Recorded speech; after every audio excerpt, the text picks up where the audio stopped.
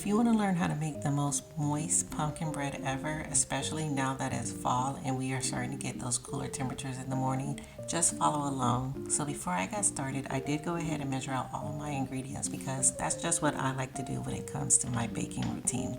I have 1 3/4 cup of flour, 1 tablespoon of pumpkin pie spice, 1 teaspoon ground cinnamon, 1 teaspoon of baking soda, a half a teaspoon of baking powder, a half a teaspoon of salt, 1 cup of white sugar, a half a cup of packed light brown sugar, a half a cup of oil, 1 can of pumpkin puree, that's about 15 ounces or 3/4 of cups, 2 large eggs, and then 2 teaspoons of vanilla extract.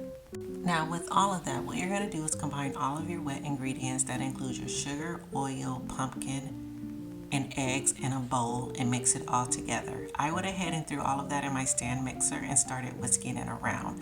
While that's mixing, I'm going to go ahead and combine all of my dry ingredients. So my flour, my pumpkin pie spice, the cinnamon, and the salt, along with the baking powder and the baking soda. Y'all, do not let me fool you because this literally can be made in one bowl and you can use a rubber spatula. You do not have to pull out the KitchenAid if you don't want to. It just makes my life a little more convenient and I enjoy it. And we all like convenience. We are working smarter, not harder, especially going into 2026, right? So while all of that is mixing, the oven is preheating to 350 degrees Fahrenheit. And I went ahead and lined a loaf pan with parchment paper on the bottom, and then I greased with oil the size of that loaf pan. And I just used the vegetable oil that I used when making the pumpkin bread. And y'all, let me tell you, this pumpkin bread was smelling so good just being mixed. Like it hadn't even started baking. And if I didn't put those raw eggs in there, I probably would have ate some of the batter. Not gonna tell a story. I don't know how many of you guys like quick spice breads, but when I tell you they are so easy to make and prep time is always less than 25 minutes. If it takes longer than that, then either you got distracted or something just went horribly wrong. And like I said before, you can literally make all of this in one bowl. And if you're interested in the KitchenAid mixer that I'm using, I will put the link down below in my bio. I've literally had this mixer going on 10 years and it only gets better with time. I've had no issues with it whatsoever. Now while this is mixing, you're going for like a thick muffin consistency. You do not want it soupy like pancakes or anything. You want it to have some stiffness to it but still be able to pour, if that makes sense. While we wait for this to mix, let me tell you, this pumpkin bread is great for a dessert after dinner or even in the morning time for breakfast with your coffee or tea. I just absolutely love fall and I love pumpkin bread. Like honestly, I eat it throughout the year, but it's something about pumpkin bread with a nice cup of hot tea in the evenings that just, it does it for me, y'all. I'm just so giddy and excitement with all the things fall. Now, what I was not expecting is this steep temperature drop. Y'all, this smells so good. Like, not a candle or an air freshener can compete with the smell this is about to have in your house. This pumpkin bread, top notch. Also, what I love about this pumpkin bread is that my kids love it too. They both eat it. My husband loves it. Now, let me tell you, my kids love it with chocolate chips. We went to a friend's house one time and she made pumpkin bread with chocolate chips. And for the longest of time, I could not make it if I did not include any chocolate chips. But since it's mainly me eating this because I'm not going to probably see my family before this is done, I'm not adding any chocolate chips. Is it good? Yes. But do I need it for mine? Absolutely not.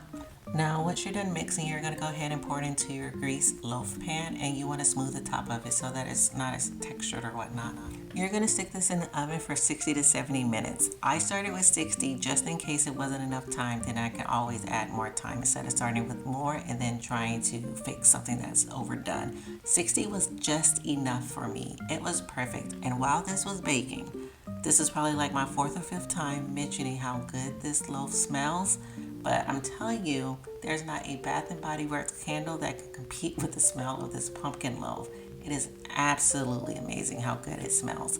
This is the finished product and I'm going to let it cool for like 20 to 30 minutes. I was just doing some other things. 10 minutes is good, but after that, you're going to go ahead and pull it out and get to slicing. This loaf is absolutely amazing and I'm so proud of how it came out. Now I'm going to use my Tupperware bread knife in order to slice this because I want nice clean slices as I'm slicing this. And if you guys haven't tried Tupperware knives, they are top notch. Like I live by them. I started with one, but now I have the complete set. But that's neither here or there. Look at the moist and the crumb of this pumpkin bread.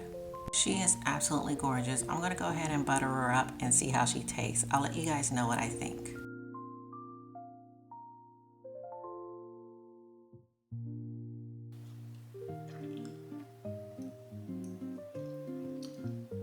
This is perfection. Pure perfection. So good.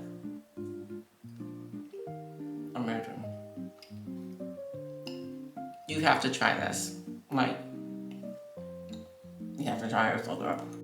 I may or may not have eaten at least 2 slices of this pumpkin bread tonight, but who's judging, right?